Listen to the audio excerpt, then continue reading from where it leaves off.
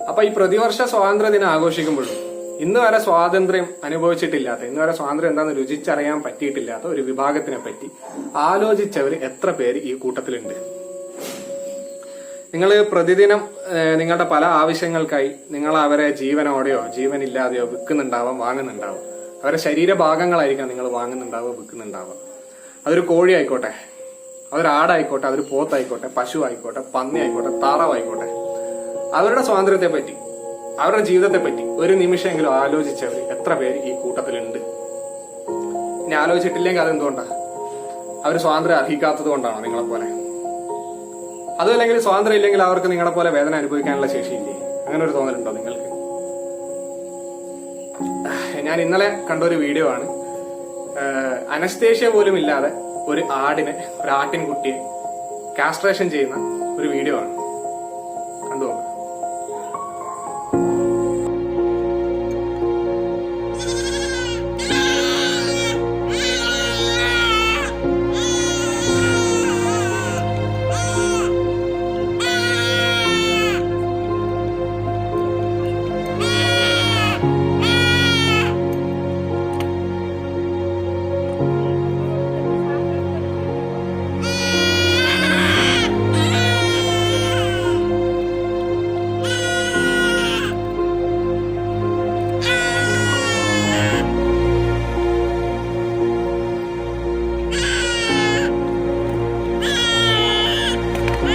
അപ്പൊ നിങ്ങളുടെ കൂട്ടത്തിലും കുട്ടികളുള്ളവരുണ്ടാവില്ല അല്ലെ?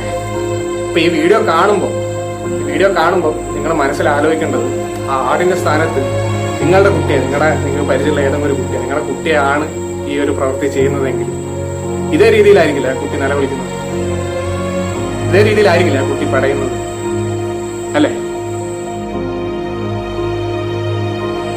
അപ്പൊ ഈ ഒരു ഫോട്ടോ എന്ന് വെച്ച് കഴിഞ്ഞാൽ ഒരു ഡയറി ഇൻഡസ്ട്രിയിൽ പട്ടിണിക്കിട്ട് കൊന്ന ഒരു പൈക്കിടാവിന്റെ തൊലിക്കകത്ത് വൈക്കോല് കുത്തി നിറച്ച് അതിന്റെ അമ്മയില് മെറ്റേണൽ ഇൻസ്റ്റിങ്സ് ഉണ്ടാക്കി പാല് കവർന്നെടുക്കുന്ന ഒരു ഫോട്ടോ ആണ്.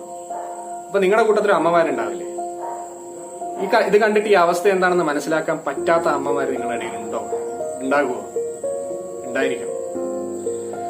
അപ്പം ഈ പറഞ്ഞിരിക്കുന്ന വിഭാഗത്തിന്റെ വിമോചനത്തിന് വേണ്ടി ഈ വരാൻ പോകുന്ന ഓഗസ്റ്റ്